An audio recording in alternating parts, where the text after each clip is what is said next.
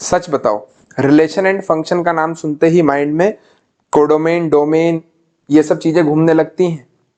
क्या आपको relation function confusing लगता है? अगर लगता है तो आज के बाद नहीं लगेगा।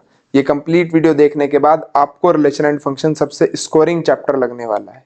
आज इस वीडियो के अंदर हम डिस्कस करेंगे relation and function one shot. इसके अंदर सभी इंपॉर्टेंट टॉपिक्स, सभी इंपॉर्टेंट क्वेश्चन आंसर्स और जो भी फॉर्मूले हो सकते हैं आपको सभी बताए जाएंगे।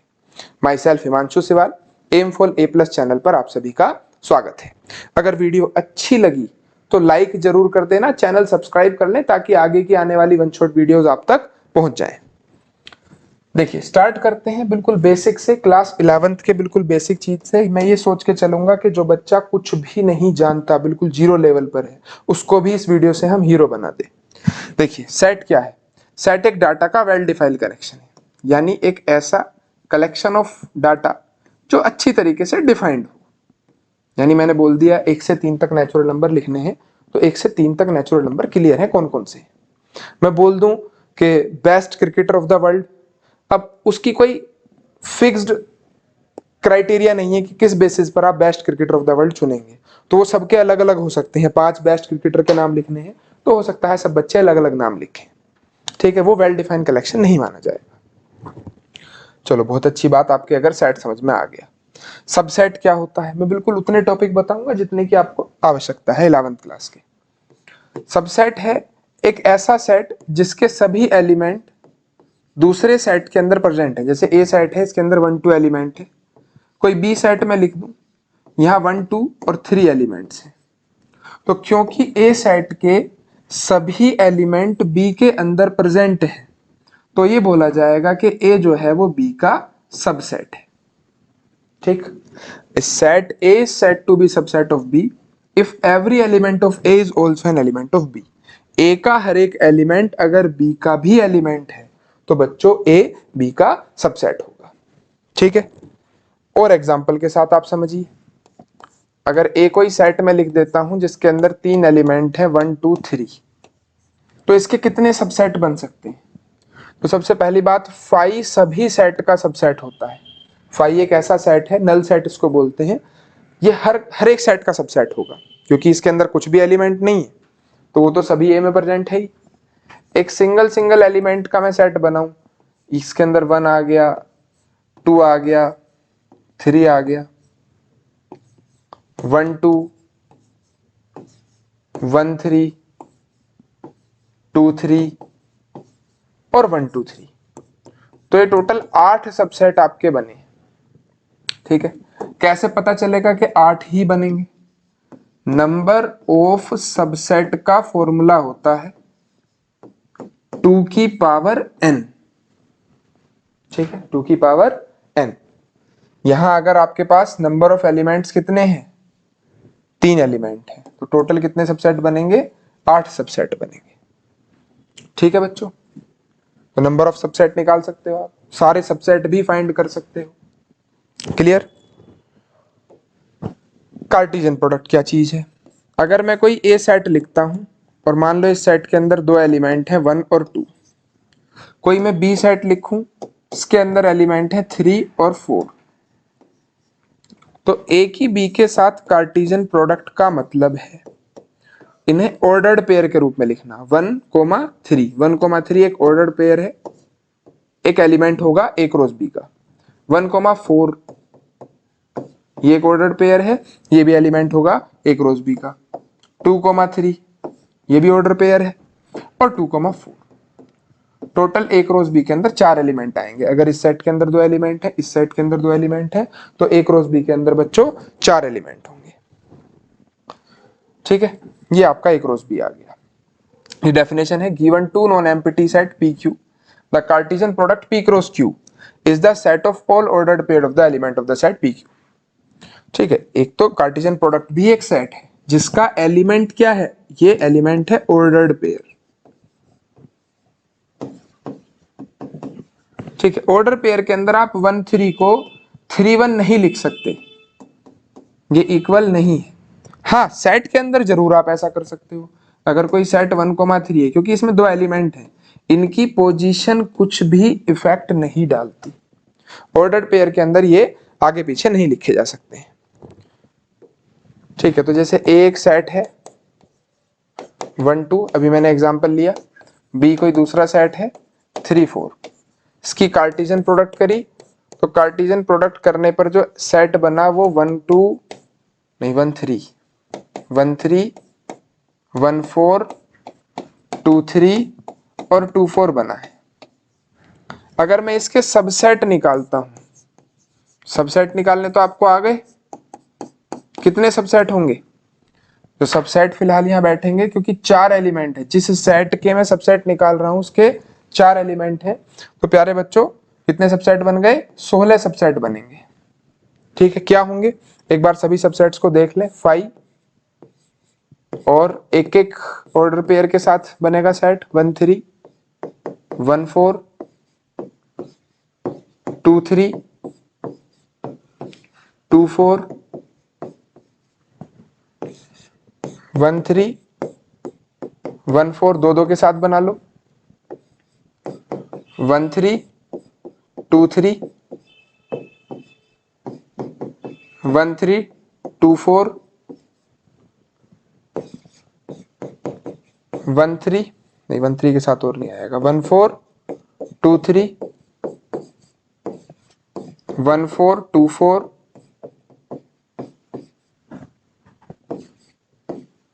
2 3 2 4। अब तीन तीन एलिमेंट के आप बना लो सेट, 1 3 1 4 2 3 1 3 2 3 2 4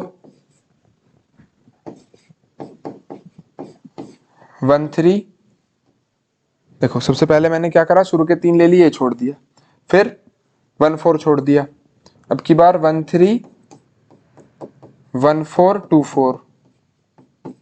ठीक है, इस वाले को छोड़ दो, 2 3 को, और लास्ट नहीं लास्ट सेकंड 1 4 2 3 2 4, शुरू वाले को छोड़ दिया, और लास्ट एक बनेगा जिसके अंदर सभी एलिमेंट आ जाएंगे। 1 3 वो सेट खुद भी खुद का सबसेट होता है, 1 4 2 3 और 2 4। ठीक है, अभी कितने हो गए? 1 2 3 4 5 6 7 8 9 10 11 12 13 14 15 16, टोटल 16 आपके ये सबसेट्स बन गए। ठीक है, ये ए क्रॉस बी के सबसेट है। अगर किसी बच्चे को ना पता हो तो इन्हीं 16 सबसेट्स को रिलेशन भी बोला जाता है, नंबर ऑफ रिलेशन। कैसे ये रिलेशन है? ये रिलेशन है बच्चों ए सेट का बी सेट के साथ जो रिलेशन बन सकते हैं वो 16 रिलेशन बन सकते हैं। यही रिलेशन की डेफिनेशन है। A relation R from a non empty set A to a non empty set B is a subset of cartesian product of A cross B. A cross B के ये जो subset लिखे गए हैं ये ही relations हैं। ठीक है, ये 16 रिलेशन है। मैं एक रिलेशन लेके आपको यहां से समझाने की कोशिश करता हूं। तो मान लो मैं ये रिलेशन ले लूं 1 3 2 4, तो रिलेशन है 1 3 और 2 4। ठीक है, ये इस रिलेशन को लिखने की कैसी फॉर्म है? रोस्टर फॉर्म है। कैसी फॉर्म है बच्चों? Roster form. क्लियर हुई इतनी बात? दूसरा, इस रिलेशन को लिखने की एक और फॉर्म हो सकती है, वो कहलाती है सेट बिल्डर फॉर्म। यहां x y सच दैट अगर कोई रिलेशन बन रहा है तो आप लिख दो जैसे बाद का एलिमेंट पहले वाले एलिमेंट में 2 जोड़ के आ रहा है, पहला एलिमेंट पहले सेट को बिलोंग करेगा, ठीक है, और दूसरा एलिमेंट दूसरे सेट को बिलोंग करेगा। तो x a को बिलोंग करेगा, y b को। ये इसी रिलेशन को लिखने की सेट बिल्डर फॉर्म है, सेट बिल्डर फॉर्म। रिलेशन को रिप्रेजेंट करने का एक तरीका और हो सकता है जिसे हम बोलते हैं एरो डायग्राम। एरो डायग्राम, देखो एरो डायग्राम से काफी सारी चीजें क्लियर हो जाती हैं। एरो डायग्राम के अंदर एक सेट को सर्कल से रिप्रेजेंट किया जाता है। ए सेट का अगर बी सेट से रिलेशन है तो यहाँ ए टू बी रिप्रेजेंट करोगे। ए सेट के अंदर 2 एलिमेंट थे 1 और 2, और बी सेट के अंदर भी 2 एलिमेंट थे 3 और 4। ठीक है, एक का रिलेशन किससे है बच्चों? 3 से है। 2 का रिलेशन किससे है? 4 से है। क्या इतनी बात समझ में आ रही है? अब ये जो एलिमेंट्स हैं ये कहलाते हैं प्री इमेज, और ये ही आएंगे डोमेन के अंदर। अगर किसी रिलेशन की आप डोमेन निकालते हो तो डोमेन के अंदर वो एलिमेंट्स आएंगे जो क्या है, प्री इमेज है, ये कहलाती है इमेज।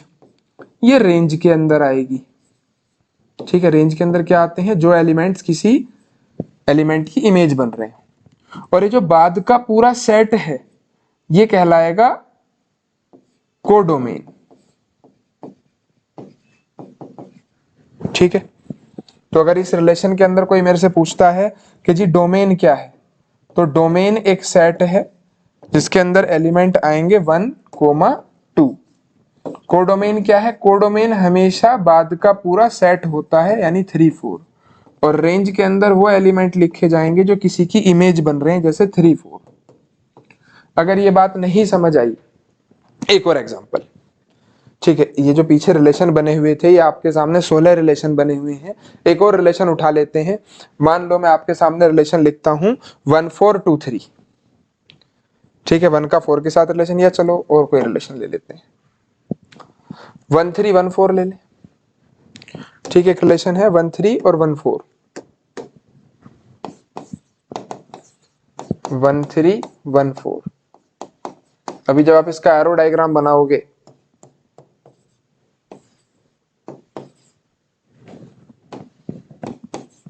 तो ए सेट और बी सेट बना लिए। ए का रिलेशन 1 का रिलेशन 3 से है और 1 का ही 4 से, तो डोमेन के अंदर सिर्फ 1 आएगा। कोडोमेन के अंदर बाद का पूरा सेट आता है तो 3, 4 आ जाएगा। और रेंज की अगर मैं बात करूं तो रेंज के अंदर वो एलिमेंट्स आएंगे जो किसी की इमेज बन रहे हैं। ऐसे ही एक रिलेशन इसके अंदर देखने को मिलेगा 1, 3 और 2, 3। उन 16 के अंदर होगा, आप ढूंढ लेना, ठीक है। क्या होगा, 1, 3, 2, 3। तो इसका क्या मैं बनाऊंगा, ए सेट, बी सेट, यहाँ एक एलिमेंट 1, 2, ये 3, ये 4। 1 का रिलेशन भी 3 से है, 2 का रिलेशन भी 3 से है। तो डोमेन के अंदर आएगा 1, 2, जो प्री इमेज है वो डोमेन है। कोडोमेन पूरा सेट है, कोडोमेन बच्चों बाद का पूरा सेट है। और रेंज क्या है, जो एलिमेंट किसी की इमेज बन रहे हैं वो रेंज है। जो एलिमेंट किसी की क्या बन रहे हैं, इमेज। 2 की इमेज 3 है, 1 की इमेज भी 3 है, तो 3 ही ये रेंज है। यानी जो बाद के एलिमेंट है रेंज बताएंगे। बाद का पूरा सेट कोडोमेन होगा और ये जो एलिमेंट्स किसी की इमेज, प्री इमेज है, ये डोमेन। तो इतनी नॉलेज आपको क्लास 11th की होनी जरूरी है। सेट क्या है, सबसेट क्या है, कार्टेशियन प्रोडक्ट क्या होती है, कार्टेशियन प्रोडक्ट के सबसेट कैसे निकलते हैं, और उन सबसेट्स को ही रिलेशन कहा जाता है, ठीक है। अब बात करते हैं टाइप्स ऑफ रिलेशन की। तो प्यारे बच्चों, यहां से 12th क्लास का टॉपिक शुरू होता है। ध्यान से समझना, बहुत अच्छे से समझना। टाइप्स ऑफ रिलेशन, पहला रिलेशन है रिफ्लेक्सिव रिलेशन। रिफ्लेक्सिव रिलेशन, ठीक है। तो अगर किसी रिलेशन के अंदर सभी एलिमेंट्स खुद के साथ रिलेशन रखते हैं, ठीक है, तो वो रिलेशन क्या कहलाता है, रिफ्लेक्सिव रिलेशन। अगर हर एक एलिमेंट खुद के साथ रिलेशन रखता है तो वो रिफ्लेक्सिव रिलेशन कहलाएगा, ठीक है। मान लो मैं ए सेट का ए सेट के साथ रिलेशन स्टडी करता हूं। मेरे पास एक ए सेट है जिसके अंदर एलिमेंट दिए हुए हैं ए बी सी, ठीक है। तो पहली बात तो मैं ए क्रॉस ए निकाल के देख लूं इसके अंदर टोटल कितने एलिमेंट्स आने चाहिए। एक ही ए के साथ कार्टेशियन प्रोडक्ट करा ले, उसके साथ कितने एलिमेंट आएंगे पता चल जाएगा। तो A comma A, A comma B, A comma C, B comma A, B comma B, B comma C, C comma A, C comma B, C comma C. आप सभी को मैट्रिक्स लेसन इजी लगता है तो कुछ कुछ मैं उसके साथ रिलेट कर देता हूं। ये डायगोनल एलिमेंट्स हैं। ए क्रॉस ए के अंदर नो एलिमेंट आए जिसके अंदर 3 एलिमेंट डायगोनल, जितने एलिमेंट ए सेट में होंगे उतने ही डायगोनल एलिमेंट होंगे। और किसी रिलेशन को रिफ्लेक्सिव होने के लिए सभी डायगोनल एलिमेंट्स का वहां मौजूद होना जरूरी है। बी का भी बी के साथ रिलेशन हो, सी का भी सी के साथ। तो जैसे ही खुद का रिलेशन खुद के साथ है, अगर आप सभी अपने आप को जानते हैं तो ये रिलेशन रिफ्लेक्सिव रिलेशन है, ठीक है। और इंसान खुद को बहुत अच्छे से जानता है, इसलिए रिलेशन रिफ्लेक्सिव रिलेशन है। एक सवाल, बहुत इंपॉर्टेंट सवाल बनता है, ठीक है, मतलब आता तो बोर्ड के अंदर कम ही है लेकिन बच्चे इसको लेके बहुत परेशान रहते हैं। नंबर ऑफ रिफ्लेक्सिव रिलेशन, आखिर रिफ्लेक्सिव रिलेशन बनेंगे कितने? अगर एक सेट के अंदर मैं चाहूं कि कितने रिफ्लेक्सिव रिलेशन बन सकते हैं, तो प्यारे बच्चों उसका फॉर्मूला है 2 की पावर n n माइनस 1। ठीक है, इसे आप ऐसे भी लिख सकते हो 2 की power n square minus n। कैसे ये फॉर्मूला आया? मान लो यहाँ 3 एलिमेंट की जगह मैं मानता हूं थोड़ी देर के लिए कि यहाँ n एलिमेंट होते, तो एक रोस ए के अंदर भी टोटल जो एलिमेंट आते वो n स्क्वायर आते। लेकिन जो डायगोनल एलिमेंट है, जो एक से एलिमेंट है ए बी बी सी सी, ऐसे तो n ही बनते। जैसे 3 एलिमेंट हैं तो 3 ही बने। ठीक, अब अगर रिफ्लेक्सिव रिलेशन है तो इनका होना जरूरी है, यानी n स्क्वायर के अंदर से इन 3 का होना, इन n का होना जरूरी है। ठीक है, ये तो कंपलसरी है, आने ही आने। अब बाकी जो बच गए इनके ऊपर चॉइस है, इन 6 एलिमेंट के ऊपर। 6 का मतलब n square minus n, n square total थे, ये n होने कंपलसरी है, इनके लिए मेरे पास कोई चॉइस नहीं है। इन 6 एलिमेंट के लिए चॉइस है, तो उन 6 से जितने सबसेट बनेंगे उतने ही रिलेशन होंगे जो रिफ्लेक्सिव बनेंगे। तो 2 की power n square minus n, n square में से n घटा दिया क्योंकि बाहर बाहर के 6 मुझे चाहिए थे। ठीक है, ये फॉर्मूला है, आप अगर समझ सकते हो तो ठीक है, नहीं तो आप डायरेक्ट फॉर्मूला याद रख लो, काम चल जाएगा। दूसरा रिलेशन क्या होता है? दूसरा रिलेशन है बच्चों सिमेट्रिक रिलेशन। कैसा रिलेशन? सिमेट्रिक। सिमेट्रिक रिलेशन क्या है?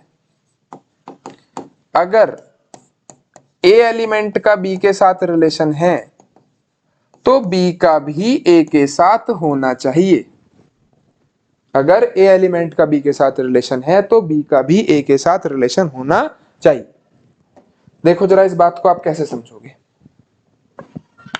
जैसे कि इंस्टाग्राम, ठीक है, इंस्टाग्राम पर जो फॉलोवर मेरे हैं मैंने सबको फॉलो बैक नहीं कर रखा। ठीक है, यानी वहां जो मेरा रिलेशन है वो सिमेट्रिक नहीं है। वो तो मुझे फॉलो कर रहे हैं पर मैं तो उन्हें फॉलो नहीं कर रहा, तो ये रिलेशन कैसा हुआ? रिफ्लेक्सिव, सॉरी सिमेट्रिक नहीं हुआ। सिमेट्रिक रिलेशन कहां है? सिमेट्रिक रिलेशन है व्हाट्सएप पर। जितने भी लोग मुझे व्हाट्सएप पर जानते हैं मैं भी उन्हें व्हाट्सएप पर जानता हूं। ठीक है, तो जितने भी कॉन्टैक्ट सेव हैं वो मुझे जानते हैं, मैं उन्हें जानता हूं, तो दोनों रिलेशन कैसे हो गए? सिमेट्रिक। लेकिन अगर इंस्टाग्राम की बात करो तो मैं जानता ही नहीं किस किसने फॉलो किया होगा। ठीक है, तो वो रिलेशन सिमेट्रिक नहीं होगा। कितने सिमेट्रिक रिलेशन बन सकते हैं?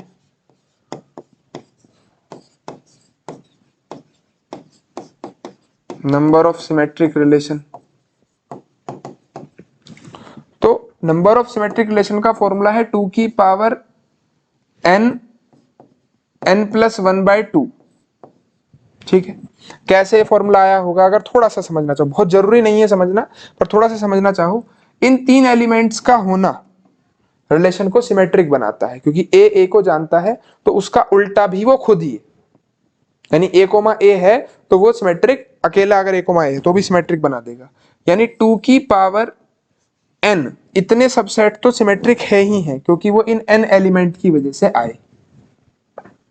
अब बाकी जो ये बच गए, ठीक है, टोटल n स्क्वायर एलिमेंट है, उनमें से n मैं हटा देता हूं तो बाकी इतने बचे। उनका हिसाब ऐसा है कि भाई ए बी अगर आया है तो सिमेट्रिक बनाने के लिए बी ए लेना पड़ेगा, अगर ए सी आया है तो सिमेट्रिक बनाने के लिए सी ए लेना पड़ेगा। यानी कि वो पेयर में आएंगे। ठीक है, तो पेयर में आएंगे तो कितने सबसेट बना देंगे? इसके आधे सबसेट बना देंगे। ए बी आया तो खाली ए बी के आने से नहीं रिलेशन सिमेट्रिक हो रहा, बी ए भी लेना पड़ेगा। तो चॉइसेस जो है वो 2 के साथ एक सी लग रही है, या तो दोनों आओ या दोनों ही रिलेशन में मत आओ। ठीक है, तो 2 की पावर n और 2 की power n square minus n/2 इतने रिलेशन और है जो सिमेट्रिक होंगे। अगर दोनों को आप ऐड करोगे तो n plus n square minus n/2 base से पावर ऐड हो जाएगी, तो relation n square plus n/2 होगा, और n कॉमन ले लोगे तो फॉर्मूला बन जाएगा n प्लस 1/। अगर समझ आई बात तो ठीक, नहीं तो आप डायरेक्ट फॉर्मूला याद रखो, काम चल जाएगा। तीसरा रिलेशन, तीसरा होता है बच्चों ट्रांजिटिव रिलेशन। कैसा रिलेशन? ट्रांजिटिव। अब ट्रांजिटिव रिलेशन क्या चीज है? अगर ए का रिलेशन बी के साथ है और बी का सी के साथ है तो ए का भी सी के साथ होना जरूरी है। ये एक ट्रांजिटिविटी की कंडीशन है। अगर ए का रिलेशन बी के साथ, बी का सी के साथ, तो ए का भी सी के साथ होना चाहिए। इस केस में आप रिलेशन को ट्रांजिटिव बोल सकते हैं। एक और कंडीशन है कि अगर ए का बी के साथ है और बी का किसी के साथ है ही नहीं, दोनों ही केस में रिलेशन ट्रांजिटिव होगा। ट्रांजिटिव, दोनों ही सिचुएशन में रिलेशन ट्रांजिटिव होगा। मुझे कमेंट करके जरूर बताना कि क्या ये वाली बात आप पहले से जानते थे या नहीं, क्योंकि बहुत सारे स्टूडेंट्स मैंने ऐसे देखे हैं जिन्हें ये वाली बात का पता ही नहीं है। उन्हें बस इतना पता ए बी हो, बी सी हो तो ए सी होना चाहिए। अगर बी सी हो ही ना तब क्या करोगे? तब भी रिलेशन सिमेट्रिक, तब भी रिलेशन ट्रांजिटिव बनेगा। ठीक है, इसका भी एक बहुत इंपॉर्टेंट क्वेश्चन भी आपको आगे कराया जाएगा, तो मुझे कमेंट करके जरूर बताएं कि ये बात आप पहले से जानते थे या नहीं। एक और चीज समझो, जो रिलेशन रिफ्लेक्सिव, सिमेट्रिक, ट्रांजिटिव तीनों है। If a relation is reflexive, symmetric and transitive, then the relation is called, तो उस रिलेशन को हम क्या बोलेंगे? इक्विवेलेंस रिलेशन बोलेंगे। इक्विवेलेंस रिलेशन, एक ऐसा रिलेशन जो रिफ्लेक्सिव, सिमेट्रिक, ट्रांजिटिव तीनों होगा, वो क्या कहलाएगा बच्चों? इक्विवेलेंस रिलेशन कहलाएगा।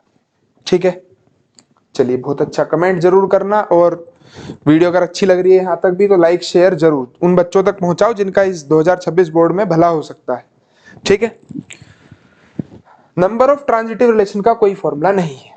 नंबर ऑफ ट्रांजिटिव रिलेशंस आपको अरेंज करके ही देखने पड़ते हैं, बना के ही देखने पड़ते हैं कि कितने रिलेशन ऐसे हैं जो ट्रांजिटिव बन पाएंगे। ठीक है, वो एलिमेंट टू एलिमेंट डिपेंड करता है। नेक्स्ट एक क्वेश्चन है, बहुत अच्छा क्वेश्चन है बच्चों। Determine whether each of the following relation are reflexive, symmetric, transitive. बहुत इजी से क्वेश्चन से यहाँ शुरुआत करी जा रही है। ये बताना है कि ये जो रिलेशन है वो रिफ्लेक्सिव, सिमेट्रिक, ट्रांजिटिव है या नहीं। सिर्फ डिटरमाइन करना है, सिर्फ पता लगाना है। प्रूफ कैसे करते हैं आगे आपको सिखाया जाएगा। तो x, y सेम प्लेस पर वर्क करते हैं। क्या मैं पूछूं x, x सेम प्लेस पर वर्क करेंगे? x कोई इंसान है जो किसी जगह पे काम करता है, x वही इंसान दोबारा में नाम लिया तो जब भी तो वही काम करेगा। तो यस, x, x रिलेशन में है। और रिलेशन क्या हो गया बच्चों? रिलेशन हो गया रिफ्लेक्सिव। सिमेट्रिक, अगर एक्स वाई एक जगह पे काम करते हैं तो वाई एक्स भी तो उसी जगह काम करते हैं, बिल्कुल रिलेशन क्या हो गया? सिमेट्रिक। नेक्स्ट, अगर एक्स वाई एक जगह पे काम कर रहे हैं, वाई जेड भी उसी जगह काम कर रहे हैं, तो एक्स और जेड भी उसी जगह काम करेंगे, तो रिलेशन क्या भी हो गया? ट्रांजिटिव भी हो गया। क्लियर है? इजी सा एग्जांपल है, काफी इजी एग्जांपल। नेक्स्ट क्वेश्चन समझिए, ये एक अच्छा क्वेश्चन है, इंपॉर्टेंट क्वेश्चन में इसे बोलूंगा। ठीक है, काफी बच्चे इस क्वेश्चन को लेकर कंफ्यूज हैं। अगर रिफ्लेक्सिव की बात करी जाए, चेक करना है रिफ्लेक्सिव, सिमेट्रिक, ट्रांजिटिव है या नहीं। क्या है रिलेशन? पहले रिलेशन पढ़ो। एक्स और वाई रिलेशन में तब है जब एक्स वाइफ है वाई की।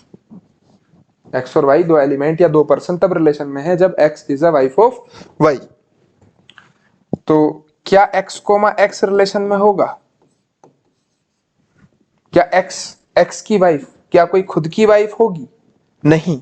और अगर कोई खुद की वाइफ नहीं है तो रिलेशन रिफ्लेक्सिव नहीं होने वाला, नॉट रिफ्लेक्सिव। सिमेट्रिक की बात करूं,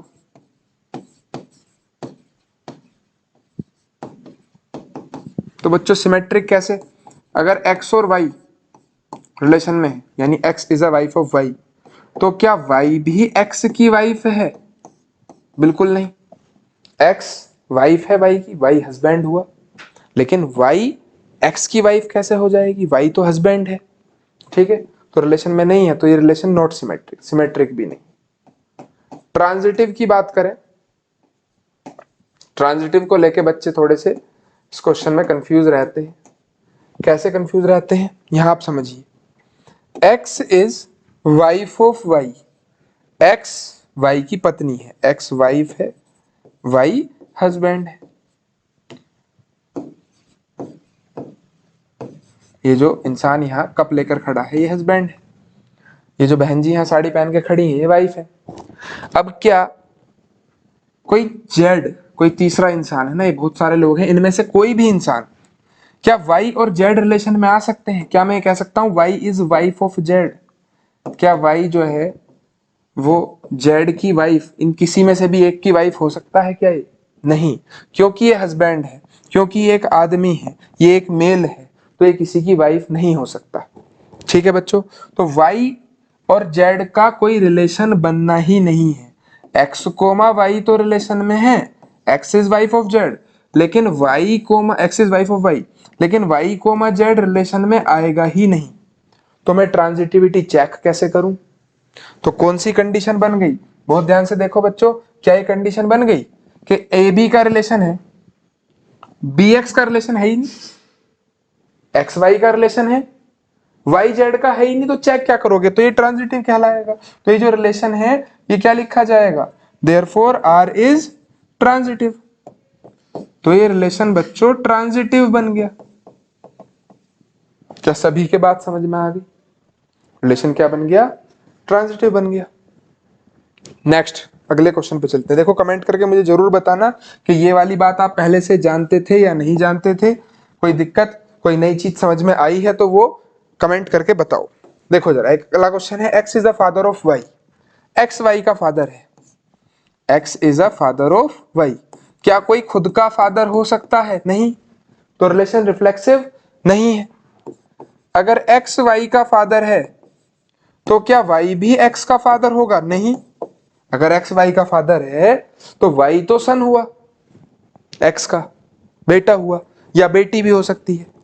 ठीक है, तो वाई को एक्स तो रिलेशन में नहीं आने का, तो सिमेट्रिक भी नहीं है। अगर एक्स वाई का फादर है, वाई जेड का फादर है, तो क्या एक्स जेड का भी फादर हुआ? नहीं, ग्रैंड फादर होंगे ये तो ये रिलेशन जो है वो ट्रांजिटिव भी नहीं है। तो ये रिलेशन ना रिफ्लेक्सिव, ना सिमेट्रिक, ना ट्रांजिटिव। देखो इस रिलेशन में और पिछले रिलेशन में अंतर कहां है?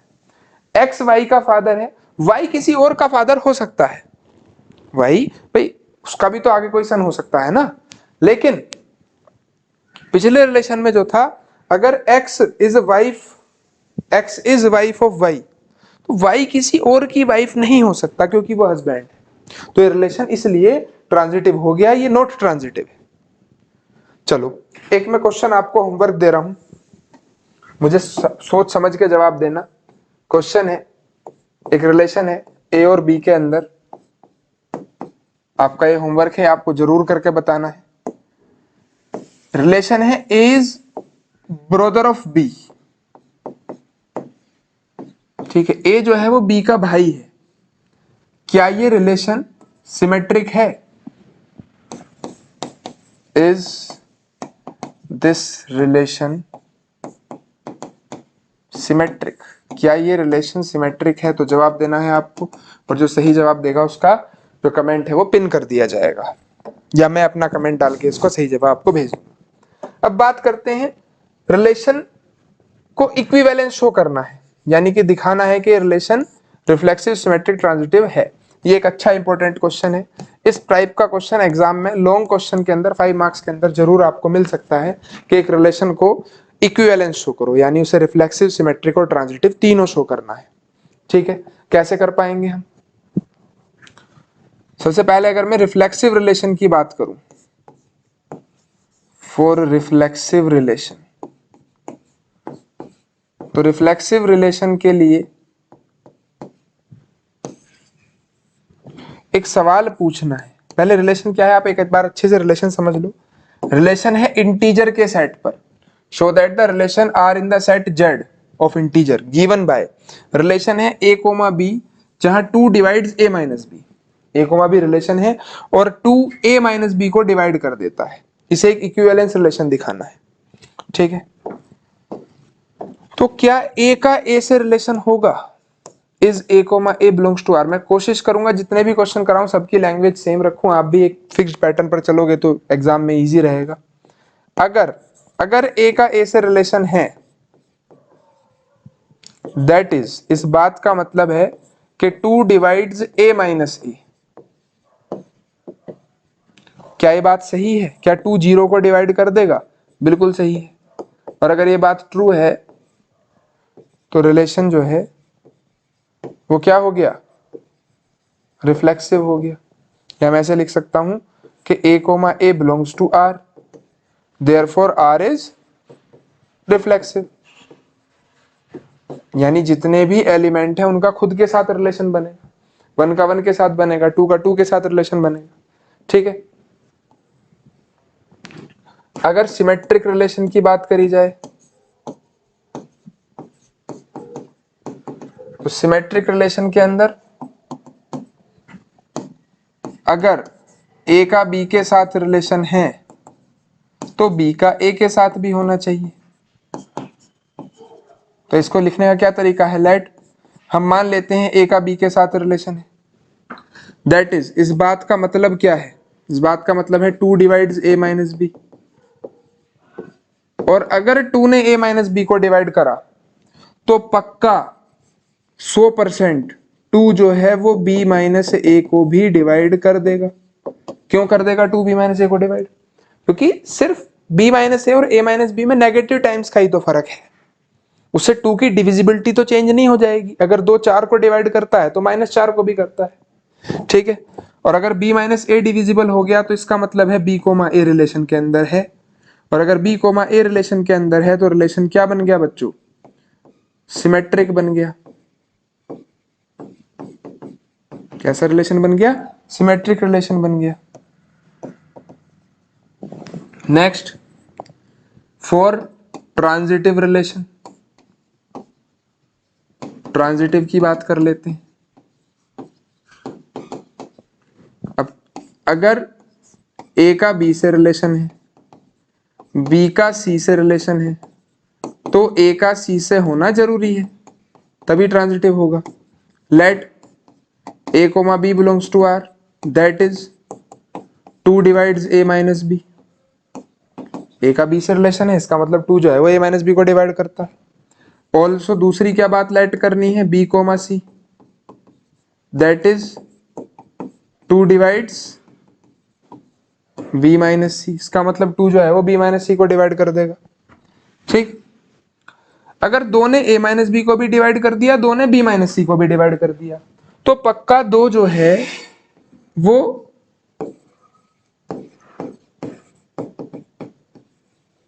a minus B plus b minus c को भी डिवाइड करेगा।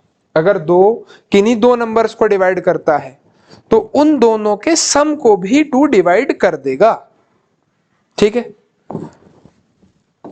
b से b कैंसिल, यानी 2 डिवाइड्स a माइनस c। और 2 ने अगर a माइनस c को डिवाइड करा, इसका मतलब है कि a comma c belongs to r। और अगर a कोमा c रिलेशन में आ गया तो therefore r is transitive relation. तो r एक कैसा रिलेशन बन गया? ट्रांजिटिव रिलेशन बन गया। और ट्रांजिटिव रिलेशन का मतलब है कि इक्विवेलेंस भी बन चुका है। जो रिलेशन रिफ्लेक्सिव, सिमेट्रिक, ट्रांजिटिव तीनों हैं, वो क्या भी है? इक्विवेलेंस रिलेशन है। तो ये हमने इक्विवेलेंस रिलेशन प्रूफ कर दिया। बच्चों एग्जाम के अंदर इससे एक बहुत इंपॉर्टेंट क्वेश्चन ये भी बनता है कि आप इक्विवेलेंस क्लास निकालो। देखो इक्विवेलेंस क्लास का सिंबल है ये क्लोज्ड ब्रैकेट के अंदर, अगर मैं 0 लिखता हूं तो 0 की इक्विवेलेंस क्लास निकालनी है। और इक्विवेलेंस क्लास के अंदर वो सभी एलिमेंट्स आते हैं जिनका 0 के साथ रिलेशन है।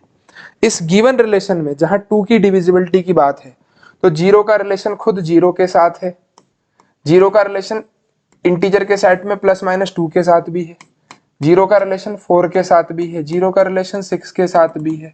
तो ये 0 की इक्विवेलेंस क्लास है।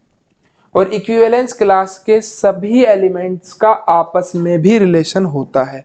2 का 4 के साथ बैठेगा क्योंकि 4 और 2 का डिफरेंस 2 से डिविजिबल है। 2 का 6 के साथ भी बैठेगा, 4 का 6 के साथ भी बैठेगा। ठीक। अगर 1 की इक्विवेलेंस क्लास निकालनी है, यानी वो सभी एलिमेंट जो 1 से रिलेट करते हैं, 1 के साथ खुद 1 का रिलेशन है, 1 के साथ किसका रिलेशन है, 3 का, क्योंकि 3 और 1 का डिफरेंस 2 से डिविजिबल है। 1 के साथ किसका रिलेशन है, 5 का रिलेशन है। ठीक है, तो ये सभी एलिमेंट्स भी आपस में रिलेट करेंगे। 5 का 3 के साथ रिलेशन भी है, 5 का 1 के साथ रिलेशन भी है, और इन दोनों का आपस में किसी का किसी के साथ कोई रिलेशन नहीं होगा। 4 का रिलेशन आप ना 1 के साथ बना सकते, ना 3 के साथ, ना 5 के साथ, क्योंकि इनका डिफरेंस 2 से डिविजिबल नहीं हो रहा। तो ये इक्विवेलेंस क्लास आप जरूर समझ लें, बहुत इंपॉर्टेंट टॉपिक है। नेक्स्ट ये क्वेश्चन है, let R be a relation in the set 1 2 3 4। Relation लिखा है 1 2 2 2 1 1 4 4 1 3 3 3 3 2। करेक्ट ऑप्शन चूज करना है। तो सबसे पहले चेक करो क्या ये रिफ्लेक्सिव है। 1 1 मौजूद है, 2 2 मौजूद है, 4 4 मौजूद है, और 3 3 भी। चारों ही एलिमेंट का रिलेशन खुद के साथ है, तो ये रिलेशन रिफ्लेक्सिव तो है। ठीक है, सभी ऑप्शन में यहां भी रिफ्लेक्सिव दिया है, यहां भी रिफ्लेक्सिव दिया है, यहां नॉट रिफ्लेक्सिव है, ये तो ऑप्शन गलत हो गया। ठीक है, अब सिमेट्रिक की बात करूं। अगर 1 2 है, क्या इसका उल्टा 2 1 दिख रहा है? नहीं, 1 2 का उल्टा 2 1 नहीं दिख रहा, तो ये पहले ही एलिमेंट से साबित हो गया कि रिलेशन सिमेट्रिक नहीं है। तो यहां लिखा है सिमेट्रिक, ये गलत हो गया। यहां तो लिखा है सिमेट्रिक है, यहां भी लिखा है सिमेट्रिक, ये पहले ही गलत हो गया था। और इक्विवेलेंस होगा तो भी, तो यहीं से ही पता चल गया कि ऑप्शन कौन सा सही है, ये वाला सही है। लेकिन चेक करते हैं क्या ट्रांजिटिव है। देखो ट्रांजिटिविटी कैसे चेक करोगे। मान लो आप कहोगे कि 1 का रिलेशन 3 से, 3 का 2 से है, ए का बी से, बी का सी से, तो ए का सी से होना चाहिए। बिल्कुल है, 1 2 है। और खाली एक एलिमेंट पे लागू होगा तो ये ट्रांजिटिव नहीं होगा। जितने भी एलिमेंट सेट के अंदर प्रेजेंट हैं सभी पर ये बात लागू होनी चाहिए, तभी मैं ये कहूंगा कि ये रिलेशन क्या है, ये रिलेशन ट्रांजिटिव है। फिलहाल आप चेक कर लेना, रिफ्लेक्सिव है, ट्रांजिटिव है, लेकिन सिमेट्रिक नहीं है। ठीक, नेक्स्ट एक क्वेश्चन है, check whether the relation R is defined is reflexive, symmetric और ट्रांजिटिव। चेक करना है कि रिफ्लेक्सिव, सिमेट्रिक, ट्रांजिटिव है या नहीं। देखिए एक अच्छा क्वेश्चन है, बहुत बढ़िया एकदम। ठीक, क्या करना है, सबसे पहले तो रिफ्लेक्सिव के लिए चेक करते हैं। प्रूफ करने के लिए भी आ सकता है, मैं ऐसी सॉल्यूशन लिख रहा हूं कि प्रूफ के हिसाब से मैं एक्सप्लेन करूं।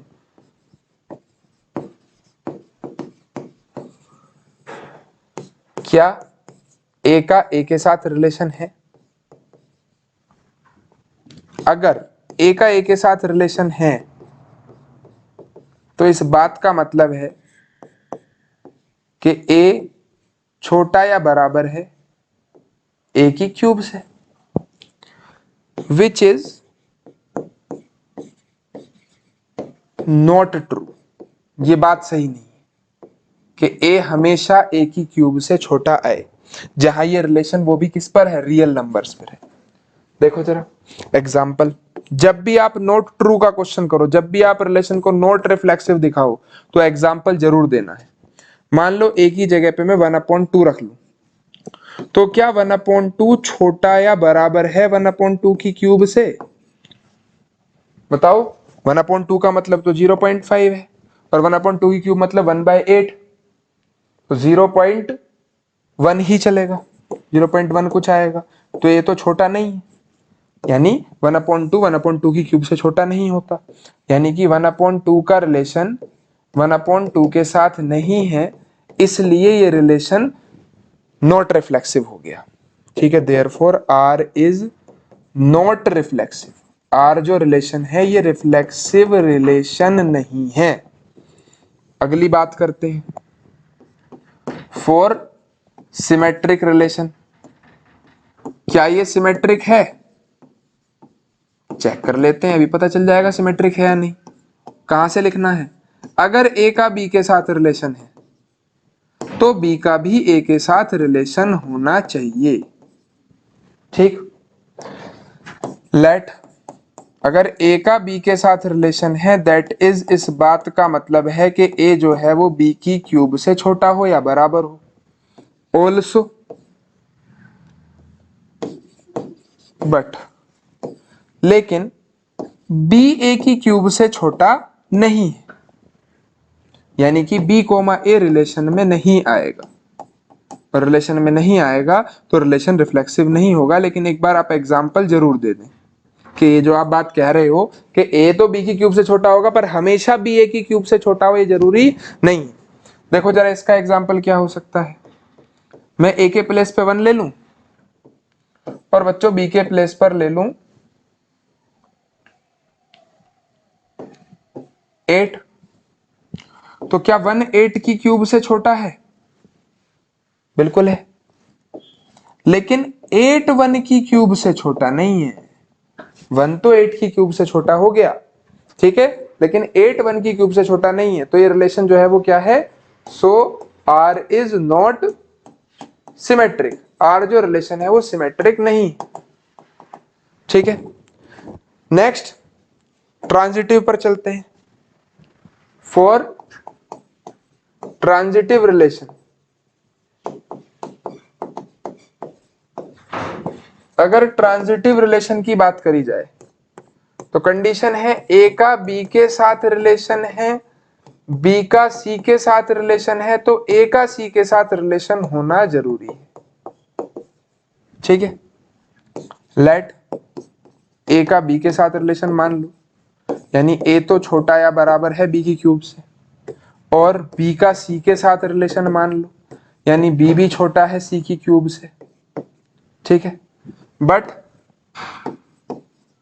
ए छोटा नहीं होगा सी की क्यूब से, यानी ए कोमा सी रिलेशन में होगा नहीं, ऐसा मतलब जरूरी नहीं है कि रिलेशन में हो ही हो। अब इस बात का एग्जाम्पल जरूर दिखाओगे आप करके कि किस एग्जाम्पल की मदद से आपने ये वाली बात कह दी, ठीक। क्या रिलेशन दिखाया जाए? ए को ले लो 10, बी को ले लो 4। पहले दिखाओ कि भाई ए छोटा है बी की क्यूब से, बिल्कुल है ना। 10 जो है वो 4 की क्यूब, 4 की क्यूब तो 64 है, तो 10 कोमा 4 तो रिलेशन में आ गया। अब सी क्या लिया जाए? मान लो सी को ले लेता हूं 2। क्या 4 छोटा है 2 की क्यूब से? तो 2 की क्यूब 8 है, बिल्कुल, तो 4 का रिलेशन 2 के साथ बन जाएगा। 4 भी छोटा होता है 2 की क्यूब से। लेकिन भाई एक भी रिलेशन में है, बी सी रिलेशन में है, लेकिन ए सी तो रिलेशन में नहीं आया। 10 तो छोटा नहीं हुआ 2 की क्यूब से। और अगर 10, 2 रिलेशन में नहीं आया तो ये रिलेशन क्या हो गया बच्चों? ये रिलेशन ट्रांजिटिव नहीं है, ठीक। तो इस टाइप का क्वेश्चन काफी अच्छा एक क्वेश्चन है। बच्चे काफी कंफ्यूज रहते हैं क्योंकि उनके दिमाग में एग्जाम्पल नहीं आता कि क्या लिखें। सो आर इज नॉट ट्रांजिटिव, तो आर एक ट्रांजिटिव रिलेशन नहीं होगा। अगर वीडियो अच्छी लग रही है तो मैं बार बार कह रहा हूं लाइक जरूर करना है, वीडियो को शेयर करना है। ये जो रिलेशन फंक्शन का डर है बच्चों के दिमाग से किसी भी हिसाब से निकाल देना है। Relation function chapter scoring chapter है, बस एक तरीके से सही तरीके से समझने और समझाने की आवश्यकता होती है, उसका प्रयास यहाँ चल रहा है। तो अगर प्रयास पसंद आ रहा है तो जरूर इसको शेयर कर दें। चलो नेक्स्ट, एक इंपॉर्टेंट क्वेश्चन है, बहुत अच्छा इंपॉर्टेंट क्वेश्चन है। देखो जरा समझने की कोशिश करना, क्या कहता है question. If n denotes the set of all natural number, अगर n सभी नेचुरल नंबर का सेट है, r एक रिलेशन है कि भैया a कोमा b का रिलेशन c कोमा d के साथ अगर है तो वो तब होगा अगर AD B प्लस C। देखो AD, ठीक, बाहर बाहर के एलिमेंट और अंदर अंदर वाले ऐड करने, A और D की प्रोडक्ट ब्रैकेट के अंदर B प्लस C, वो बराबर आ जाए किसके?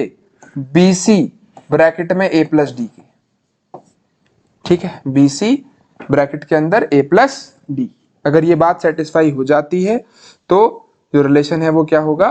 बन जाएगा, ठीक है। इनकी प्रोडक्ट और फिर बाहर बाहर वालों का सम। क्लियर है बच्चों? तो इसको इक्विवेलेंस शो करना है। तो रिफ्लेक्सिव की अगर मैं बात करूं, फॉर रिफ्लेक्सिव रिलेशन, देखो पहले जितने भी क्वेश्चन हैं यहां एलिमेंट का एलिमेंट के साथ रिलेशन है, ए का ए के साथ है, ठीक है। जितने ही मैंने 1 का 2 के साथ है, पर अब ये जो क्वेश्चन है एक तो ये डिफरेंट इसलिए है कि यहाँ ऑर्डर पेयर के साथ रिलेशन आप पढ़ रहे हो, ऑर्डर पेयर का ऑर्डर पेयर के साथ रिलेशन पढ़ रहे हो। पहला ऐसा सवाल आया है, देखो कैसे सोल्व करोगे। क्या ए कोमा बी का रिलेशन ए कोमा बी के साथ होगा? अब एलिमेंट ये है, इस एलिमेंट का रिलेशन क्या खुद के साथ होगा? ठीक है, तो ए कोमा बी का रिलेशन ए कोमा बी के साथ चेक करो। अगर होगा, अगर ए कोमा बी का रिलेशन ए कोमा बी के साथ हुआ, दैट इज, इस बात का मतलब क्या है?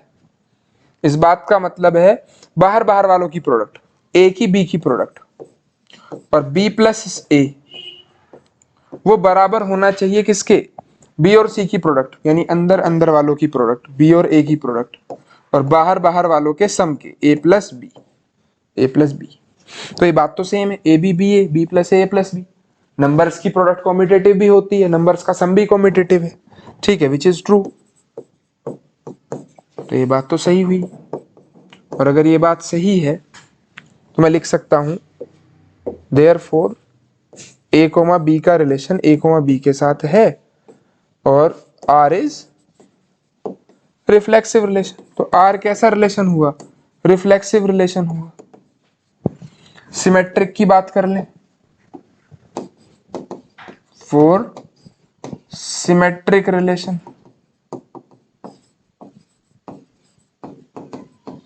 अगर बात सिमेट्रिक रिलेशन की जाए तो अगर ए कोमा बी का relation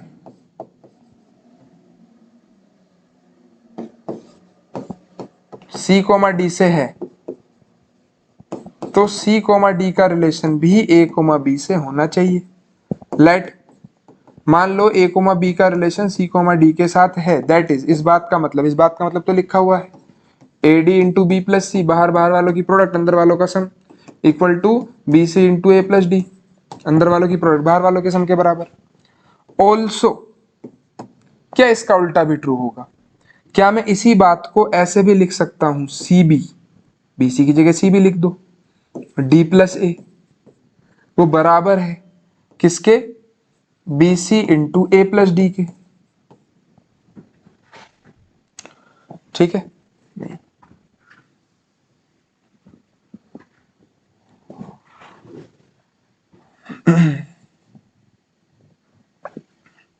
B C into A plus D equals to A D into B plus C, ठीक है, ये वाली बात भी ट्रू है, ठीक है। तो मैं क्या लिख सकता हूं, आर इज सिमेट्रिक, आर एक सिमेट्रिक रिलेशन भी हो गया। या आप ऐसे चेक कर लो ना, रिलेशन क्या है, अगर ये रिलेशन सेटिस्फाई करवा रहे हो तो किसकी प्रोडक्ट होनी चाहिए? सी बी, बिल्कुल है, अंदर वालों का सम डी प्लस है, और ए डी, अंदर वालों की प्रोडक्ट बाहर वालों का सम सी और बी का सम, ठीक है। तो ये आप यही लिख दो, या इसे उल्टा भी लिख सकते हो, D A into C plus B. भाई अगर ये इसके इक्वल है तो बी सी का सी बी तो करा, ए प्लस डी का डी प्लस ए तो करा, ए डी का डी ए करा, बी प्लस सी का सी प्लस बी करा। तो बच्चे रिफ्लेक्सिव और सिमेट्रिक कर लेते हैं इस क्वेश्चन के अंदर। ये क्वेश्चन मेरी नजरों में इंपॉर्टेंट है, अगर मैं इस क्वेश्चन को इस वीडियो के अंदर करा रहा हूं तो वो सिर्फ ट्रांजिटिव की वजह से, क्योंकि ट्रांजिटिव रिलेशन के केस में यहां फंसोगे। ट्रांजिटिव रिलेशन, देखो एक बार रिलेशन को ही थोड़ा सिंप्लीफाई करवा लो। रिलेशन था ए कोमा बी का रिलेशन सी कोमा डी के साथ तब होगा जब A D equal A D into B plus C equal होगा B C into A plus D, है ना, यही तो रिलेशन है, समझना जरा आप ध्यान से। ट्रांजिटिविटी की केस में अगर ए कोमा बी का रिलेशन सी कोमा डी के साथ है, सी कोमा डी का रिलेशन ई कोमा एफ के साथ है, और ए कोमा बी का रिलेशन या देन ए कोमा बी का रिलेशन ई कोमा एफ के साथ होना चाहिए, ठीक। लेट ए कोमा बी का रिलेशन मैं मानता हूं सी कोमा डी के साथ, दैट इज, इस बात का मतलब है ए डी ब्रैकेट के अंदर B plus C equals to B C bracket के अंदर ए प्लस डी, ठीक। इसे सिंप्लीफाई करो, कैसे करोगे? बी प्लस सी यहां रहने दो बी सी को डिवाइड में ले आओ और ए प्लस डी यही रहने दो, ए डी को डिवाइड में ले जाओ। ऐसा करने पे 1/c प्लस 1/b बन जाएगा और ये 1/d प्लस 1/a बन जाएगा। ये इक्वेशन फर्स्ट है। ठीक, ऑल्सो क्या और कहना है कि जी c, d का रिलेशन भी है e, f के साथ। इस बात का मतलब बाहर वालों की प्रोडक्ट CF, अंदर वालों का sum D plus E equals to DE C plus F। DE upon में ले आओ और CF उधर अपॉन में भेज दो, तो relation 1/E plus 1/D equal to 1/F plus 1/C बन गया। ठीक, अब तीसरा क्या चेक करना है आपको, को चेक करना है कि भाई ए बी का रिलेशन, चेक भी क्या, प्रूफ करना है ई एफ के साथ होगा या नहीं होगा। यानी मुझे ये बात प्रूफ करके दिखानी है ए एफ बाहर वालों की प्रोडक्ट अंदर वालों का सम बी प्लस ई, इसे इक्वल दिखाना है B E into A plus F के। तो ये बड़ा टास्क है इस क्वेश्चन के अंदर। ठीक है, अब अगर आप इसे सिंप्लीफाई ना करते तो बहुत ही मुश्किल था, अब थोड़ा सा आसान है। सिर्फ इतना कर दो कि दोनों इक्वेशन जो मैंने 1 और 2 बनाई है ना ऐड कर लो। जैसे ही ऐड करोगे 1/c plus 1/b plus 1/e plus 1/d, और RHS के अंदर अगर मैं ऐड कर दूं 1/d plus 1/a plus 1/f plus 1/c, तो मैं ये देखूंगा कि भाई 1/d कट गया और 1 तो 1/c plus 1/b 1/e plus 1/d और d 1/a 1/f और 1/c, दोनों तरफ 1/c कट गया, दो एलिमेंट यहां कट गए। यहां अगर एलसीएम लोगे बीई ई प्लस बी और ए एफ प्लस ए, और जैसे ही इसको मल्टीप्लाई करा दोगे तो देखना यही बन जाएगा क्या, A F into B plus E और B E into F plus A. यही तो चाहिए था। इसका मतलब क्या हो गया, इसका मतलब हो गया कि रिलेशन जो है वो ए कोमा बी का किसके साथ भी दिखा दिया मैंने, ई कोमा एफ के साथ, और ऐसा होते ही आर जो है वो ट्रांजिटिव हो गया, और ट्रांजिटिव हो गया तो so R is an equivalence relation. R एक इक्विवेलेंस रिलेशन भी यहां प्रूफ हो गया, साबित हो गया कि हाँ आर एक इक्विवेलेंस रिलेशन भी है। ठीक है बच्चों, नेक्स्ट एक और बहुत बेहतरीन, बहुत ही बेहतरीन, बच्चों को परेशान करने वाला क्वेश्चन। छाट छाट के सभी क्वेश्चन आपको इस वीडियो के अंदर ऐसे कराए जा रहे हैं जो बच्चों को परेशान करते हैं। मैं उम्मीद करूंगा कि इस वीडियो के बाद आप एनसीईआरटी के सभी क्वेश्चंस कर दोगे, सभी क्वेश्चंस कर दोगे। ठीक है, थोड़ी सी वीडियो लेंदी हो गई, अगर आप चाहो तो ब्रेक ले सकते हो, और ब्रेक क्या ले सकते हो, लास्ट क्वेश्चन है मेरी तरफ से रिलेशन फंक्शन का, इसके बाद आप मतलब रिलेशन का फिर फंक्शन में स्टार्ट करूंगा। तो अगर कैपेसिटी है, आप एक साथ पूरा वन शॉट देखना चाहते हो, तो जैसे कि रिवीजन अगर कर रहे हो तो ठीक है, आप 2 घंटे 2.5 घंटे में चैप्टर पूरा खत्म कर दो। अगर आप फर्स्ट टाइम पढ़ रहे हो तो आप थोड़ा गैप लो, पहले रिलेशन फंक्शन के सभी क्वेश्चन निपटाओ, पहले मतलब रिलेशन के सभी क्वेश्चन निपटाओ, उसके बाद फंक्शन जब शुरू होगा तो फिर फंक्शन के आप करो। ठीक, तो रिलेशन है ए कोमा बी का, क्या रिलेशन है, a माइनस बी प्लस √3। ठीक है, ये इर्रेशनल होना चाहिए। S एक सेट है इर्रेशनल नंबर का, अगर a minus B plus √3 irrational होगा तो रिलेशन है a और b में, वरना नहीं है। मैं बात करूं सबसे पहले रिफ्लेक्सिव की, क्या रिलेशन रिफ्लेक्सिव है या नहीं, तो is a comma b belongs to r, if a comma b belongs to r that is a minus B plus √3। a comma a reflexive check कर रहे हो ना, तो a comma a minus A plus √3 तो cut गया, और √3 तो irrational है, विच इज ट्रू। ये बात तो बिल्कुल सही है, तो so R is reflexive. Are एक रिफ्लेक्सिव रिलेशन है, क्योंकि जब भी मैं एक ही जगह कुछ भी रखूंगा a और a, ठीक है, एक एलिमेंट का खुद के साथ रिलेशन चेक करूंगा तो ये आपस में कट जाएंगे, √3 बचेगा जो कि इरेशनल होगा, तो रिफ्लेक्सिव हो जाएगा relation. Symmetric, for symmetric relation अगर ए कोमा बी रिलेशन में है और बी कोमा ए भी रिलेशन में होना चाहिए, ठीक है। लेट अगर मैं मानता हूं ए कोमा बी रिलेशन के अंदर है, that is A minus B plus root three जो है वो इर्रेशनल नंबर होगा। बट ऐसा जरूरी नहीं है कि b minus A plus root three भी इर्रेशनल हो। एग्जाम्पल देखते हैं, बहुत अच्छा सा एग्जाम्पल।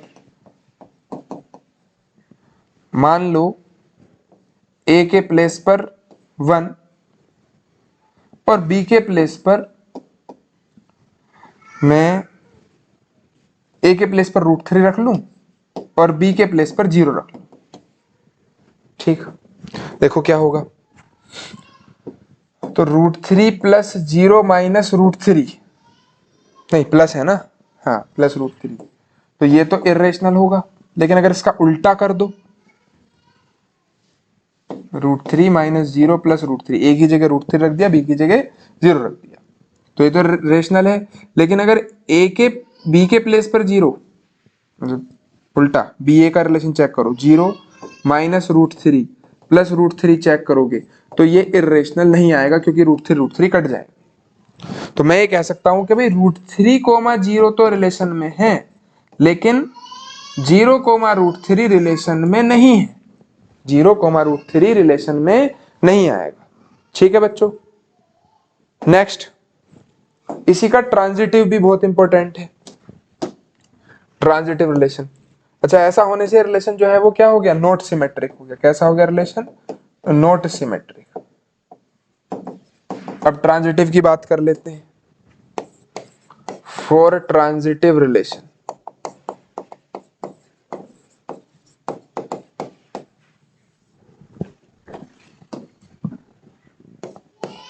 अगर ए का बी के साथ रिलेशन है, बी का सी के साथ है, तो ए का भी सी के साथ होना चाहिए, ये तो कंडीशन है। लेट ए का बी के साथ रिलेशन मान लो, that is A minus B plus root three irrational number है, चलो मान लिया। ऑल्सो बी का सी के साथ रिलेशन है, यानी B minus C plus root three irrational है, चलो मान लिया। लेकिन A minus C plus root three irrational हो ऐसा जरूरी नहीं। क्यों नहीं? एग्जाम्पल सोचो। मान लो मैं ए को लिखता हूं रूट थ्री, ठीक, बी को 0 और सी को 2 रूट थ्री। देखो जरा, क्या रूट थ्री कोमा 0 रिलेशन में है? चेक करते हैं। Root three minus 0 plus root three irrational, बिल्कुल है, तो रिलेशन में है। क्या 0 कोमा 2 रूट थ्री रिलेशन के अंदर आ रहा है? 0 minus 2 root three plus root three, solve करोगे तो रूट थ्री बचेगा जो कि माइनस रूट थ्री बचेगा जो कि इर्रेशनल है, तो ये भी रिलेशन में आएगा। लेकिन क्या एसी रिलेशन में आएगा? Root three comma 2 root three क्या रिलेशन में होगा? चेक करते हैं। ए की जगह रूट थ्री रखा, बी की जगह पे 2 रूट थ्री रख दिया और प्लस रूट थ्री, तो ये तो क्या आ गया, ये तो 0 आ गया। और अगर ये 0 आ गया तो ये इर्रेशनल नहीं। तो ए बी रिलेशन में, बी सी रिलेशन में है, पर ए सी रिलेशन में नहीं। बहुत अच्छा एग्जाम्पल है बच्चे इसका। इस क्वेश्चन का ये लास्ट वाला एग्जाम्पल नहीं सोच पाते तो कहीं लिख लें, अच्छे से याद कर लें और अपने माइंड को प्रिपेयर कर लें कि हाँ ऐसे आपको एग्जाम्पल्स सेट करने पड़ेंगे, ठीक है। चलो फिर नेक्स्ट टॉपिक पे चलते हैं। नेक्स्ट टॉपिक है function. A relation f from set A to B is said to be function if every element of set A has one and only one image in set B। तो ये definition है function की। सबसे पहले तो आप ये समझ लो कि जितने भी फंक्शन हैं वो रिलेशन है। Every function is a relation. जितने भी फंक्शन हैं वो एक क्या है बच्चों, रिलेशन है। But every relation is not a function। जितने भी रिलेशन है वो फंक्शन नहीं होंगे, मतलब सभी रिलेशन फंक्शन नहीं होंगे, जो फंक्शन है वो रिलेशन जरूर है, ठीक है। तो एक अच्छा रिलेशन, एक कंडीशन अगर मैं इसके साथ जोड़ दूं कि एक ऐसा रिलेशन जिसके हर एलिमेंट की सिर्फ और सिर्फ एक इमेज हो उसे ही फंक्शन कहा जाएगा। ये भी 11th क्लास की डेफिनेशन है। थोड़ा सा डिटेल के अंदर मैं इसको डिस्कस करता हूं। मान लो मैं एरो डायग्राम की मदद से आपको समझाऊं, तो अगर इस टाइप का कोई रिलेशन है तो यस वो क्या है, वो एक फंक्शन होगा। हाँ, ये एक फंक्शन है क्योंकि हर एलिमेंट की सिर्फ और सिर्फ एक इमेज है। अगर इस प्रकार का रिलेशन है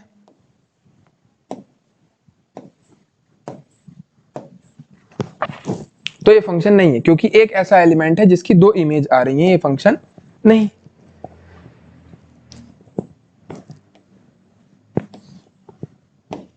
क्या ये रिलेशन फंक्शन है? यहां पर एक एलिमेंट ऐसा है जिसकी कोई इमेज ही नहीं बन रही, ये भी फंक्शन नहीं है, क्योंकि देखो इसकी एक इमेज, इसकी एक इमेज, इसकी एक इमेज, इसकी जीरो इमेज। हर एलिमेंट की एक इमेज होनी चाहिए। यहां हर एक की एक है, यहां एक की दो है, बाकी की एक एक है, तो ये भी फंक्शन नहीं है। यहां एक की जीरो है तो भी फंक्शन नहीं है। ठीक है, अगर मैं ऐसा कुछ रिलेशन बना दूं तो ये फंक्शन है। यहां कोई एलिमेंट खाली बचेगा तो कोई दिक्कत नहीं, क्योंकि हर एलिमेंट की एक इमेज है। ठीक है, तो इन एरो डायग्राम्स की मदद से आप समझ सकते हैं कि कौन सा रिलेशन फंक्शन होगा, कौन सा रिलेशन फंक्शन नहीं होगा। डेफिनेशन बिल्कुल साफ शब्दों में कहती है, एक एलिमेंट की, हर एक एलिमेंट की अगर एक ही इमेज हो तो ऐसा रिलेशन फंक्शन बन जाता है। अब बात करते हैं फंक्शन की टाइप्स की। तो बच्चों टाइप्स ऑफ फंक्शन क्या है? One one function. देखो नाम से ही पता चल रहा है, वन वन फंक्शन, एक एलिमेंट की एक इमेज, वो वन वन फंक्शन है। उसी को मैं इंजेक्टिव फंक्शन भी बोलूंगा। A function x to y set defined as one one function if the image of distinct element of x under f, ये मैं आपको समझाऊंगा डेफिनेशन बाद में। पहले आप ये समझने की कोशिश करो कि ये जो फंक्शन है अगर हर एलिमेंट की एक इमेज है तो ये वन वन फंक्शन है। कैसा फंक्शन है? वन वन फंक्शन है। ठीक है, वन वन या वन टू वन बोल दो, हर एलिमेंट की एक इमेज है।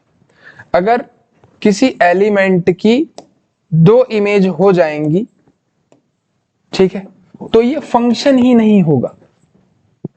ठीक है, ये फंक्शन ही, अभी समझाया था आपको, हर एलिमेंट की एक इमेज होगी तभी वो फंक्शन होगा, तो ये तो फंक्शन ही नहीं है। लेकिन अगर मैं इसकी बात करूं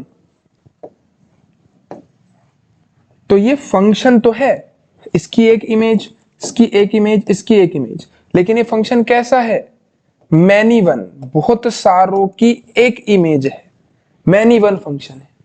तो ये फंक्शन मैनी वन है, इसका मतलब ये वन वन नहीं है। जितने भी फंक्शन मैनी वन होंगे वो नॉट वन वन कहलाएंगे। ठीक है, तो वन वन और मैनी वन, एक फंक्शन वन वन होगा और जो वन वन नहीं होगा वो मैनी वन होगा। क्या बात आपके समझ में आ रही है? यहां मैंने आपको एरो डायग्राम बना के दिखाए थे, ये तो फंक्शन ही नहीं है। लेकिन अगर मैं ऐसा एरो डायग्राम बनाऊं जहां दो एलिमेंट की एक इमेज आ रही हो, तो पहले एलिमेंट की एक इमेज बिल्कुल, दूसरे की एक इमेज, तीसरे की एक इमेज, तो ये फंक्शन है। ठीक है, ये फंक्शन वन वन है, ये वन वन नहीं है। ये फंक्शन भी वन वन है, हर एलिमेंट की एक इमेज आ रही है, ये दोनों फंक्शन ही नहीं है। क्लियर? तो हर एलिमेंट की सिर्फ और सिर्फ एक इमेज होगी तो वो वन वन फंक्शन होगा। दूसरा बच्चों ऑन टू फंक्शन होता है। ऑन टू यानी सरजेक्टिव फंक्शन, एक ऐसा फंक्शन जिसके अंदर जो कोडोमेन है वो रेंज के बराबर अगर हो जाती है, कोडोमेन अगर किसके इक्वल हो जाती है? रेंज के इक्वल, तो ऐसे फंक्शन को ऑन टू फंक्शन बोलते हैं। यानी यहां इस बाद वाले सेट के अंदर कोई एलिमेंट, ये ऑन टू फंक्शन है। ऑन टू को क्या बोलते हैं? सरजेक्टिव। अगर ऐसा फंक्शन बन जाए, देखो यहां खाली छोड़ोगे तो ये फंक्शन ही नहीं बनने का, लेकिन अगर यहां खाली छोड़ दो तो ये फंक्शन तो है, लेकिन कैसा फंक्शन है? इनटू फंक्शन है। इनटू फंक्शन क्योंकि इसकी रेंज कोडोमेन के बराबर नहीं आ रही। तो रेंज अगर कोडोमेन के इक्वल नहीं आती तो फंक्शन क्या होता है? इनटू। रेंज कोडोमेन के बराबर आती है तो ऑन टू। कुल मिला के मैं चार कैटेगरी बना सकता हूं, इसी में सभी फंक्शंस कवर हो जाएंगे। कैसी चार कैटेगरी? एक तो one one and onto function, एक ऐसा फंक्शन जो वन वन भी हो और ऑन टू भी हो, यानी हर एलिमेंट की एक इमेज हो और यहां कोई एलिमेंट खाली ना हो, रेंज कोडोमेन बराबर भी, one one and onto. एक फंक्शन 1 1 एंड इनटू बन सकता है कि 1 1 तो है, एक एलिमेंट की एक इमेज तो है, लेकिन यहां कोई एलिमेंट जो है वो एक्स्ट्रा छूट रहा है, ठीक है, जिसकी कोई प्री इमेज नहीं है, तो वो इनटू होगा।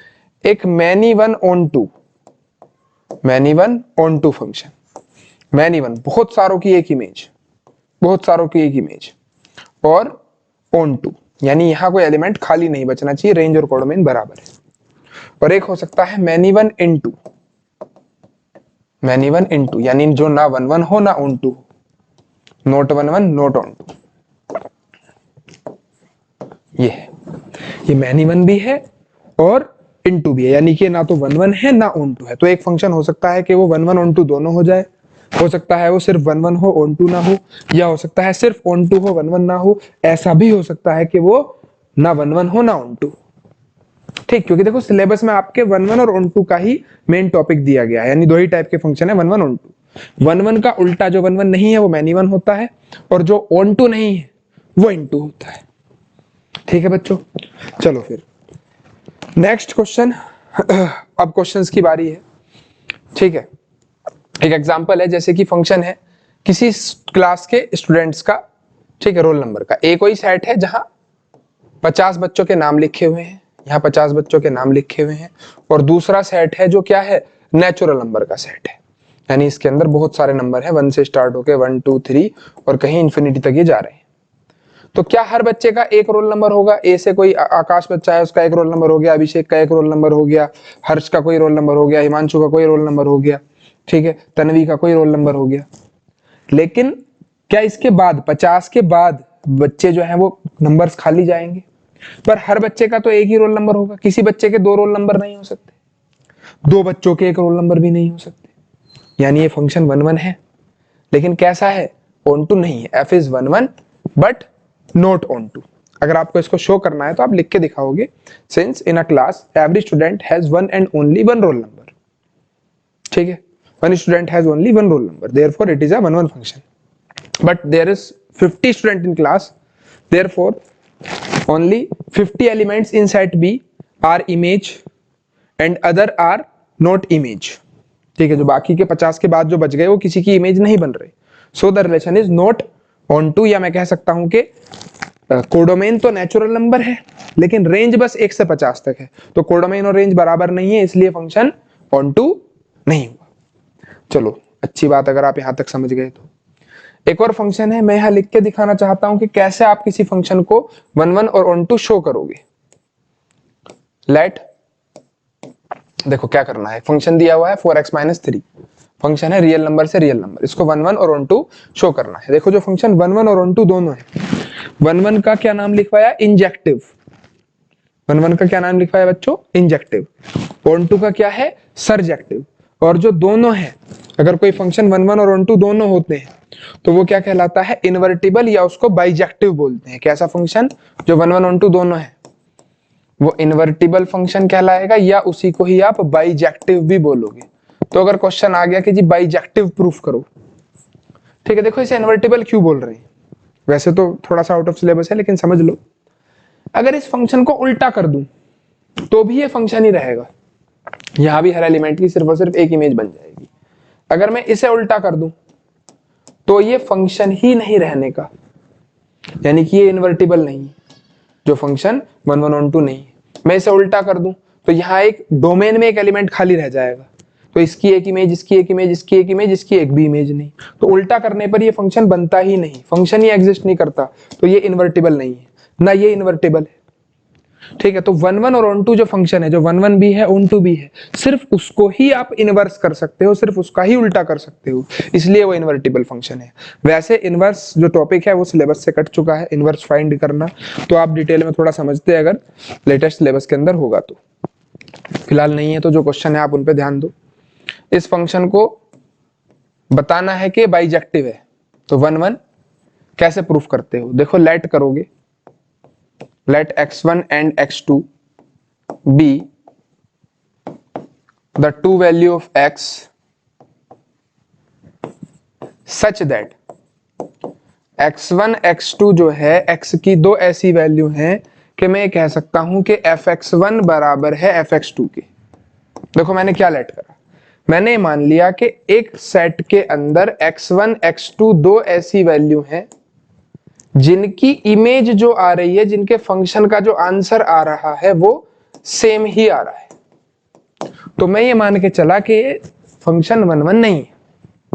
लेकिन हुआ क्या, जैसे ही मैं फंक्शन के अंदर x1 पुट करूंगा ये बन जाएगा 4x1 माइनस 3, यहां रखूंगा ये बन जाएगा 4x2 माइनस 3, 3 से 3 कैंसिल, 4x1 की वैल्यू 4x2 के इक्वल, 4 से 4 कैंसिल आउट करा दो, x1 equals to x2, therefore fx is 1 1। जैसे ही x1 x2 बराबर आएंगे आपका फंक्शन 1 1 प्रूफ हो जाएगा। तो किसी भी फंक्शन को 1 to 1 प्रूफ करने के लिए लेट करना, क्यों ऐसा क्यों हो गया, 1 1 क्यों हो गया, क्योंकि मैं दो जो अलग वैल्यू मान के चल रहा हूं हकीकत में वो दोनों वैल्यू एक ही है। x1 x2 मैंने जो दो अलग अलग वैल्यूज मानी है वो दोनों इक्वल आ गई, यानी कि ये मैनी वन फंक्शन नहीं है, ये मैनी की जगह 1 1 फंक्शन है, ये दोनों एक ही वैल्यू है। ठीक, ऑन टू कैसे प्रूफ करते हैं,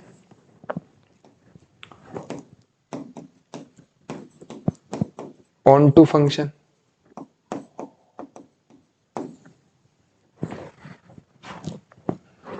ऑन टू प्रूफ करने के लिए आपको इसकी रेंज निकालनी होगी। देखो क्वेश्चन के अंदर ये पहला जो सेट लिखा है ये डोमेन है और जो बाद का सेट लिखा है ये कोडोमेन है। तो कोडोमेन तो गिवन है, रियल नंबर है, रेंज निकालनी है। लेट क्वेश्चन फंक्शन को y के इक्वल लेट करते हैं तो y is equal to 4x minus 3 हो गया। यहां से आपको x की वैल्यू निकालनी है तो x की वैल्यू आ गई y माइनस 3/4। अब जो भी वैल्यू आप y की जगह रख सकते हो वो इसकी रेंज कहलाएगी। बस ध्यान क्या रखना है, अपॉन में 0 नहीं आना चाहिए, रूट में माइनस नहीं आना चाहिए और x की जो कंडीशन तुम लेके चले हो वो सेटिस्फाई होनी चाहिए। तो यहाँ x की तो कोई कंडीशन है ही नहीं, अपॉन में 0 नहीं बनने का, चाहे y की जगह मैं कुछ भी रख दूं, रूट है ही नहीं जो रूट के अंदर माइनस बनने का झंझट हो, यानी y कोई भी नंबर रखा जा सकता है, कोई भी रियल नंबर में y की जगह पुट कर सकता हूं। यानी जो इसकी रेंज है वो क्या आ गई, रेंज आ गई रियल नंबर, जबकि कोडोमेन भी रियल नंबर है, यानी कि रेंज और कोडोमेन हो गए बराबर। और जैसे ही रेंज और कोडोमेन बराबर हुए तो मैं कह सकता हूं therefore fx is onto. तो ये जो फंक्शन है वो ऑन टू फंक्शन कहलाएगा। ठीक है, और ऑन टू हो जाएगा तो एक कैसा फंक्शन बन गया, एंड अ बाइजेक्टिव फंक्शन, और एक बाइजेक्टिव फंक्शन बन गया है क्योंकि 1 1 भी है और ऑन टू भी है। तो जो फंक्शन 1 1 ऑन टू दोनों है वो बाइजेक्टिव फंक्शन बन जाता है। ठीक है बच्चों, अगर आपको वीडियो अच्छी लग रही है तो शेयर जरूर कर दें। इसके बाद अभी हम और इंपॉर्टेंट टॉपिक देखेंगे। ठीक है, इसी क्वेश्चन के साथ एक और इंपॉर्टेंट बात आप समझ लें कि भाई fx1 fx2 के आप इक्वल रखोगे या तो x1 x2 बराबर आएंगे। ठीक है, जैसे ही आप fx1 को fx2 के इक्वल रखते हो तो यहां दो सिनेरियो बनेंगे, या तो x1 x2 के इक्वल आ जाए तो फंक्शन 1 1 प्रूफ हो जाएगा।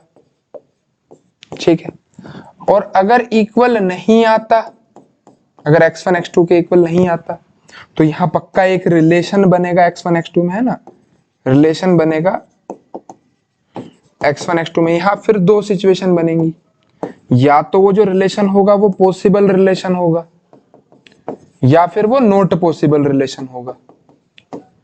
अगर वो जो रिलेशन बना वो पॉसिबल नहीं है तो फंक्शन तब भी 1 1 रहने वाला है, क्योंकि अगर ये बात पॉसिबल नहीं है इसका मतलब fx1 fx2 इक्वल नहीं है, यानी कोई दो ऐसी वैल्यू एग्जिस्ट नहीं करती जिन पर आंसर सेम आ जाए अगर नॉट पॉसिबल हुआ तो, या फिर x1 x2 बराबर हो जाए कि दो ऐसी वैल्यू अगर तुम मान रहे हो हैं तो वो सेम ही है।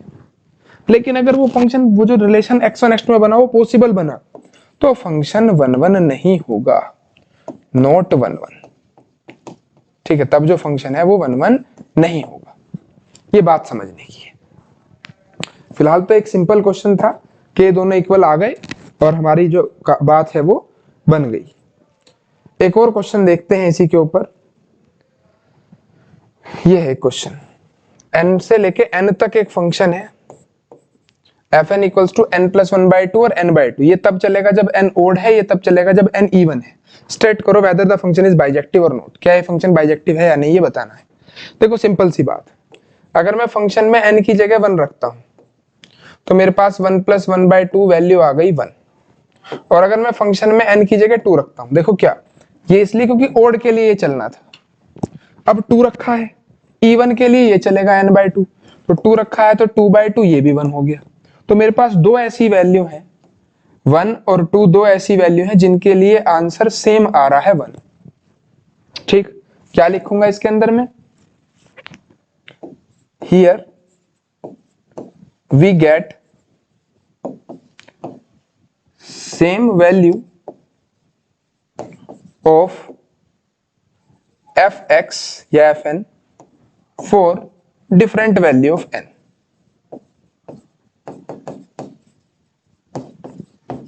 n की अलग अलग वैल्यू के लिए मेरे पास fn की वैल्यू सेम आई, इसलिए मैं ये कह सकता हूं कि फंक्शन 1 1 नहीं है, यानी इंजेक्टिव नहीं है। Therefore fx is not 1 1, function 1 1 नहीं है, यानी कि ये फंक्शन इंजेक्टिव नहीं है। क्लियर हुई इतनी बात, फंक्शन इंजेक्टिव नहीं है, और इंजेक्टिव नहीं है तो बाइजेक्टिव भी नहीं, and not bijective, onto check करने की ही जरूरत नहीं। ठीक है, लेकिन कुछ बच्चों के दिमाग में ये आ सकता है कि ये एग्जाम्पल हमारे माइंड में ना आए, हमें तो आपने एक बात सिखाई है क्या, कि भाई फंक्शन को n1 को n2 के इक्वल मान लो। अब अगर मैं एक केस मानूं कि n1 n2 दोनों ही ओड हैं, दोनों ही ओड हैं, तो फॉर्मूला n + 1/2 n2 + 1/2 चलेगा, 2 से 2 कट गया, n1 + 1 n2 + 1 1 से 1 कट गया, n1 n2 बराबर हो गए, फंक्शन 1 1 प्रूफ हो गया। पर कब 1 1 प्रूफ हुआ, जब दोनों ही ओड हो। अगर दोनों ही इवन हो जाएं, अगर दोनों ही इवन हो, n1, n2 दोनों ही इवन हो, तब n1/2 = n2/2, 2 से 2 कैंसिल, n1 n2 बराबर, तब भी जो फंक्शन है वो क्या होगा, 1 1 वाली स्थिति शो कर देगा। पर अगर मैं कहूं fn1 को इक्वल रखा fn2 के, और एक तीसरा केस बनाया कि n1 तो ओड है और n2 इवन है, n1 तो ओड है n2 इवन है, तब क्या होगा बच्चों, ओड के केस में आपको रिलेशन लिखवाया n1 + 1/2, और इवन के केस में रिलेशन लिखवाया n2/2, 2 से 2 कैंसिल आउट हो जाएगा, यहां एक रिलेशन बन गया। अब रिलेशन के केस में मैंने क्या बात बताई, अगर रिलेशन पॉसिबल है तो फंक्शन नॉट 1 1, और रिलेशन पॉसिबल नहीं है तो फंक्शन 1 1। अब क्या दो ऐसे नंबर हो सकते हैं जिनका डिफरेंस -1, क्या दो ऐसे नंबर, एक ओड वो भी एक इवन, बिल्कुल, एक ओड नंबर हो और एक इवन नंबर हो और उसका डिफरेंस -1, हाँ हो सकता है, ये बात तो ट्रू है, विच इज पॉसिबल, ये रिलेशन तो पॉसिबल है। और जैसे ही पॉसिबल हुआ तो fx इज या fn इज नॉट 1 1, तो इस मेथड से भी आप नॉट 1 1 वाली सिचुएशन तक पहुंच जाओगे कि दोनों इवन है तो कोई दिक्कत नहीं, दोनों ओड है तो कोई दिक्कत नहीं, लेकिन जैसे ही एक इवन एक ओड होगा तो वो फंक्शन 1 1 नहीं होगा। और यही एग्जांपल देखो, एक इवन एक ओड लिया तो फंक्शन का सेम आंसर आ गया, वो 1 1 नहीं हो पाया। ठीक, चलिए बहुत बढ़िया, अगर इतनी बात समझ आती है तो अगला क्वेश्चन, एक सिंपल सा क्वेश्चन है, एक रिलेशन, एक सेट है जिसमें कोई भी रियल नंबर होगा 3 नहीं आएगा, बी कोई सेट है वहां कोई भी रियल नंबर हो सकता है लेकिन उसमें 1 नहीं आएगा। एक फंक्शन लिख दिया, फंक्शन क्या लिख दिया है, x - 2/x - 3, और फंक्शन है a से b तक। ठीक, तो ये डोमेन हो गई, ये कोडोमेन हो गई। क्या फंक्शन 1 1 ऑन 2 है, चेक कर लेते हैं। फॉर 1 1 फंक्शन, अगर 1 1 की बात करूं तो let x1 and x2 be the two value of x such that fx1 equals to fx2। x1 x2 दो ऐसी वैल्यू है x की कि fx1 fx2 बराबर है। अगर मैं fx1 रखूंगा यहां तो x1 - 2/x1 - 3, और fx2 रखूंगा तो x2 - 2/x2 - 3। यहां सोल्व करवाओ, x1 x2 minus 3x1 minus 2x2 plus 6।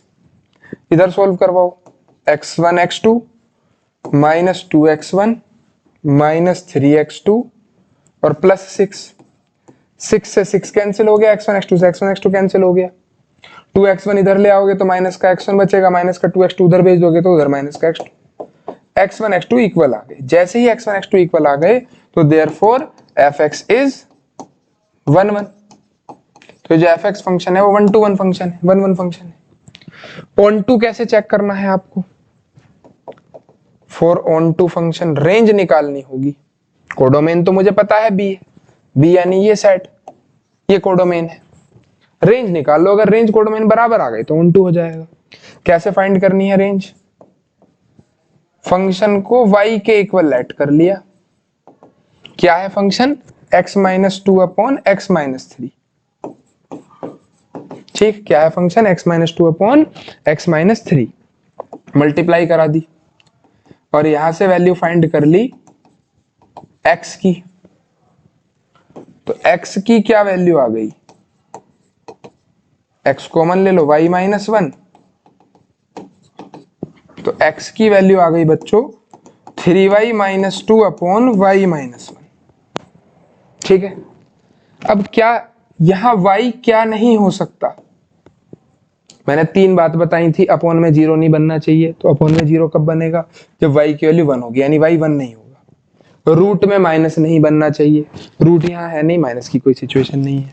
और अगर x की कोई कंडीशन लिखी है तो वो सेटिस्फाई होनी चाहिए, x की कोई कंडीशन भी नहीं है, यानी y कुछ भी हो सकता है, बस एक 1 नहीं होगा। ये इसकी रेंज है। क्या है रेंज? r माइनस 1, कोई भी रियल नंबर छोड़ के 1 को। क्या कोडोमेन भी यही है? बिल्कुल, कोडोमेन भी यही है। और अगर रेंज इक्वल टू कोडोमेन आ गया, रेंज इक्वल्स टू कोडोमेन अगर आ गया तो therefore fx is onto. तो ये फंक्शन ऑन टू भी हो जाएगा। क्लियर है बच्चों? ये फंक्शन क्या भी हो जाएगा? ऑन टू भी हो जाएगा। नेक्स्ट, एक और क्वेश्चन। अच्छा क्वेश्चन है, काफी इंपॉर्टेंट क्वेश्चंस में से है, बच्चों को परेशान करता है काफी। समझना ध्यान से। Show that the function R से लेके, और ये एक सेट दिया हुआ है, यानी ये डोमेन हो गई, ये पूरी कोडोमेन हो गई, ये फंक्शन है। इसको 1 1 और ऑन टू शो करना है। बहुत इंपॉर्टेंट क्वेश्चन है। अगर मैं पहले 1 1 की बात करूं, ठीक है, तो let x1 and x2 be the two value of x such that x1 x2 दो ऐसी वैल्यू मान ली जिनके लिए फंक्शन का आंसर सेम है। ठीक, लेकिन ये क्योंकि मोड लग रहा है तो मुझे 2 केस मानने पड़ेंगे। अगर मैं x1 x2 दोनों को ही पॉजिटिव मानता हूं, ठीक है, उस केस में फंक्शन क्या होगा? x1 upon 1 plus mode x1, x2 upon 1 plus mode x2। Positive number का मोड ऐसे ही खुल जाएगा। Cross multiply x1 plus x1 x2 और इधर x2 प्लस x1 x2, ये कट गए बच्चों, x1 x2 बराबर आ गए। तो फंक्शन 1 1 हुआ। किस केस में? जब दोनों पॉजिटिव हैं। अगर, ठीक है, केस फर्स्ट है, केस फर्स्ट। दूसरे केस की मैं बात करूं, केस सेकंड, कि मैंने fx1 को fx2 के बराबर माना, लेकिन x1 x2 दोनों ही नेगेटिव है। तो दोनों नेगेटिव अगर होंगे तो मोड जो खुलेगा वो माइनस साइन के साथ खुलता है। नेगेटिव नंबर में मोड माइनस की मल्टीप्लाई कराकर उसे पॉजिटिव बनाएगा। तो x2 का मोड माइनस x2 हो गया और x1 का जो मॉडुलस खुला वो माइनस x1 हो गया। क्रॉस मल्टीप्लाई कराई, x1 minus x1 x2, x2 minus x1 x2, ये कट गया, x1 x2 बराबर आ गए। तो ये फंक्शन क्या हो गया? ये फंक्शन भी ऑन टू हो गया, सॉरी 1 1 हो गया। तीसरा केस, अगर fx1 fx2 के इक्वल रखा जाए लेकिन x1 और x2 जीरो से, मतलब एक पॉजिटिव हो और एक नेगेटिव हो, तो यहां x1 upon 1 plus mode x1 और x2 upon 1 plus mode x2। Positive वाले का मोड एज इट इज खुल जाएगा और बच्चों नेगेटिव वाले का मोड माइनस साइन के साथ आएगा। तो ये x1 माइनस x1 x2 और ये x2 प्लस x1 x2, यहां ये कैंसिल आउट तो हो नहीं रहे, तो x1 minus x2 equal to 2x1 x2 आ गया। x1 minus x2 equal to 2x1 x2 आ गया। ठीक है, अब ये सोचने की बात है क्या कि भाई एक पॉजिटिव है एक नेगेटिव है, रख लो कोई एग्जांपल आप फिर बैठा लो यहाँ, एक पॉजिटिव, एक को 4 मान लो x1 को और x2 को मान लो माइनस का 1, तो 4 minus minus 1 equal to 2 into 4 into minus 1, तो ये हो गया 5 और ये हो गया बच्चों माइनस का 9, तो बराबर ही नहीं है, नॉट पॉसिबल। अच्छा क्यों है नॉट पॉसिबल? भाई एक पॉजिटिव एक नेगेटिव नंबर की प्रोडक्ट, एक पॉजिटिव और एक नेगेटिव नंबर की जो प्रोडक्ट है वो तो पक्का कैसी आएगी, हमेशा नेगेटिव आएगी, और अगर पॉजिटिव वाले में से नेगेटिव घटाओगे तो हमेशा पॉजिटिव आएगा। LHS तो पॉजिटिव आ रही है, LHS तो पॉजिटिव आ रही है हमेशा, और RHS हमेशा ही नेगेटिव आने वाली है, तो ये तो पॉसिबल ही नहीं है। और अगर ये बात पॉसिबल नहीं है तो इसका मतलब है, देखो कंडीशन याद करो, क्या बताई बच्चों कंडीशन, अगर पॉसिबल नहीं है तो भी 1 1 है, अगर पॉसिबल है तो नॉट 1 1। मैंने आपको एक कंडीशन बता दी, पॉसिबल वाला भी एक क्वेश्चन करके दिखा दिया और अब मैं नॉट पॉसिबल वाला क्वेश्चन भी करके दिखा दिया, तो देयरफॉर fx इज 1 1। तीनों ही केस के हिसाब से फंक्शन 1 1 प्रूफ हो जाएगा। ठीक, ऑन टू की बात कर ले।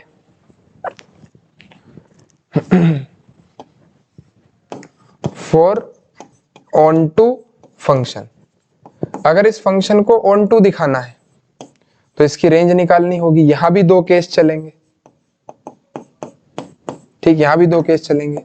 एक बार x1 को पॉजिटिव, x को पॉजिटिव मान लोगे, अगर x पॉजिटिव है, ठीक है, fx को y के बराबर लेट करा, fx है x upon 1 plus mode x, positive है तो पॉजिटिव का मोड ऐसे ही खुल जाना है, तो यहां से y की x की वैल्यू निकालनी है, तो x minus X Y equal to Y, x common ले लो, 1 माइनस वाई, तो x is equal to Y upon 1 minus Y आ जाएगा।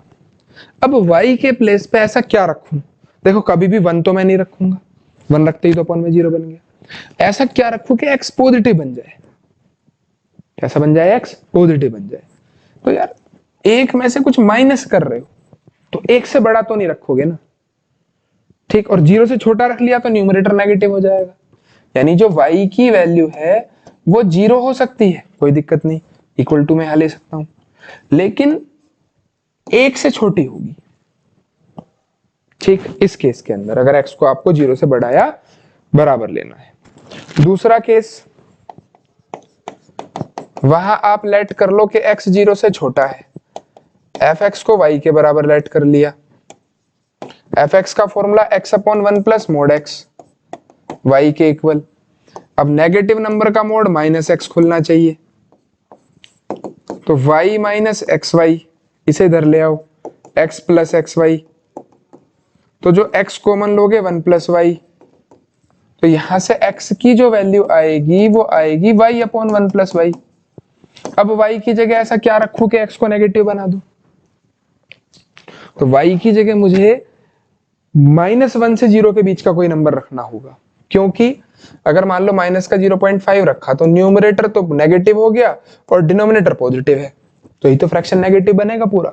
अगर आप -1 से छोटा ले गए, -2 रख दिया, तो क्या होगा, दोनों ही नेगेटिव हो जाएंगे और पूरा कट के फिर पॉजिटिव आंसर आएगा। मुझे x को नेगेटिव रखना है, कंडीशन जो दी हुई है, तो उसके लिए y को जो होना पड़ेगा, y की वैल्यू -1 से बड़ी, -1 के इक्वल भी नहीं हो सकती, और 0, अगर इक्वल टू लोगे तो 0 भी ले लोगे। तो दोनों केस से अगर फर्स्ट और सेकंड केस देखा जाए तो मैं ये कह सकता हूं y की वैल्यू -1 से 1 के बीच में होनी चाहिए। ठीक, y की वैल्यू -1 से 1 के बीच में। क्वेश्चन के अंदर कोडोमेन क्या दी हुई है, यही तो कोडोमेन है, -1 से 1 के बीच की वैल्यू, यानी जो रेंज आई वो कोडोमेन के बराबर आ गई। और रेंज अगर कोडोमेन के इक्वल है तो फंक्शन क्या हो गया, फंक्शन हमारे पास ऑन टू हो गया। कैसा फंक्शन हो गया बच्चों, ऑन टू हो गया। ठीक, इतनी बात सभी के समझ में आई। एक और इंपॉर्टेंट चीज समझनी है, अगर कोई नंबर ऑफ 1 1 फंक्शन पूछ ले कि कितने फंक्शन हैं जो 1 1 बन सकते हैं, ठीक है, जहां a टू b में निकाल रहा हूं, a से b सेट के अंदर a के एलिमेंट मान लो m है और b के एलिमेंट n है।